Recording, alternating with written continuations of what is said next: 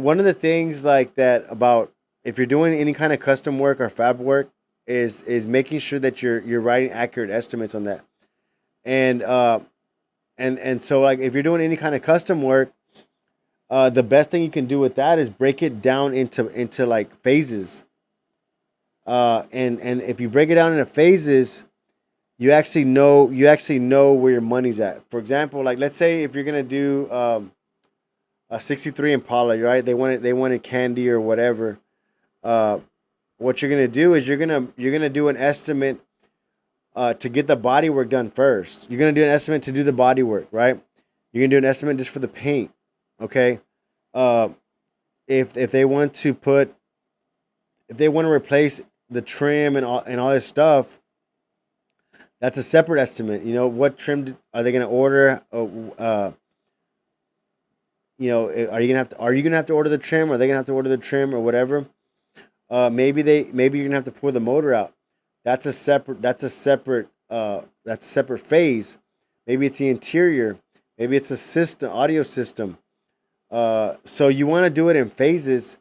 That way you can actually track, how long everything's taking, and you can actually track, where your money's at. Because one mistake that a lot of customizers do or shop owners do is they'll just kind of say, hey, it's gonna be 8,000 to do your car, right?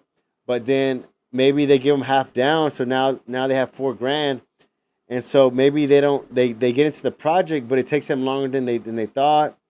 They had to buy some extra things, and so now their money's running low, and so because there was no plan in place, they weren't able to execute on that, and so you want to kind of put it to where like, okay, well, I'm gonna do the body work first, and then when I get the body work done, then we're gonna move on to the paint. But this is what I'm gonna charge to do all the body work, and make sure you have a number on that, and how many hours, how much material you need, how much labor time.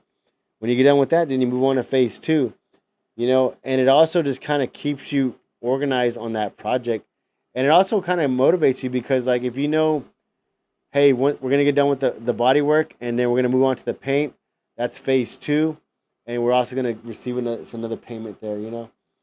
So it's easier to manage like that. I know I talked a lot about uh, WebS estimating system.